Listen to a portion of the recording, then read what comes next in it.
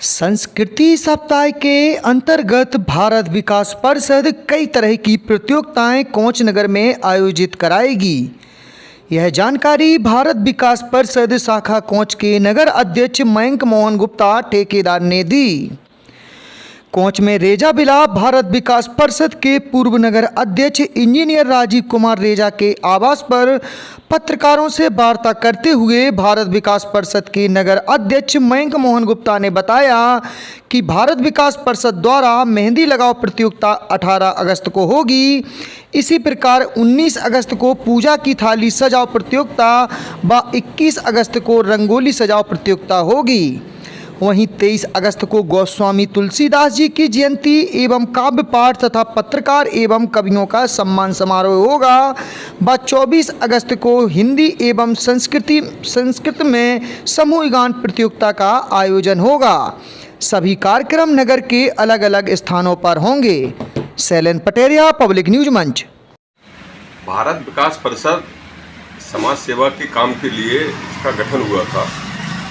समाज में सांस्कृतिक जागृति आए, समाज में राष्ट्र प्रेम की भावना बलवती हो, लोगों को राष्ट्र के प्रति बोध हो, इस तरीके से ऐसे रचनात्मक कार्यक्रम हम लोग करते हैं।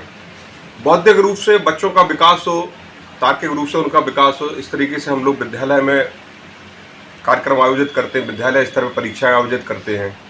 महिलाएं बच्चियों में विकास हो, रचनात्मक सृजन हो उनका, ऐसे हम लोगों के कार्यक्रम होते हैं। तो इस समय हम लोगों का एक संस्कृति सप्ताह चल रहा है, जिसमें 18 तारीख को हमारा एक कार्यक्रम है मेहंदी लगाओ प्रतियोगिता।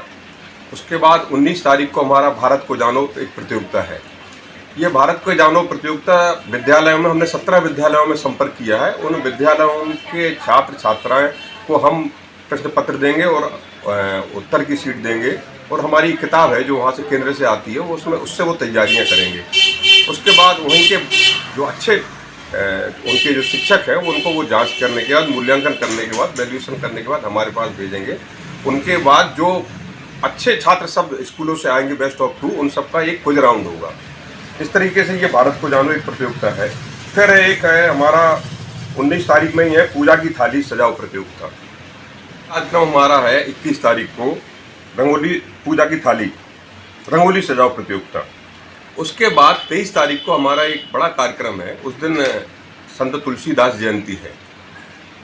संत तुलसीदास जी पर साक्षात सरस्वती की कृपा थी, और वो ही उनके मुखार बिंदु पे उन्होंने अपना निवास बनाया और एक ऐसी अद्भुत रचना की कि जब मुगल काल में हम लोग सारे हताश हो गए थे भारतीय लोग, तो एक उनमें ऊर्जा का संचार किया था और घर घर सुलभ तरीके से रामायण को उन्होंने पहुंचाया। तो ऐसे सरस्वती पुत्र की जयंती पर अगर सरस्वती पुत्रों का सम्मान न किया जाए तो ये नाइंसाफ़ी होगी।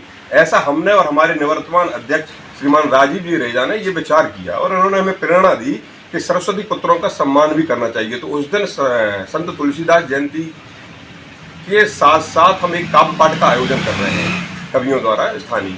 वहाँ हम कवियों का और पत्रकार, चौथा स्तंभ है लोकतंत्र का। लोकतंत्र यदि मजबूती के साथ इस भारत में पैर पसार रहा है और भारत तरक्की कर रहा है, तो उसमें एक बहुत बड़ा योगदान चौथे स्तंभ पत्रकारों का है।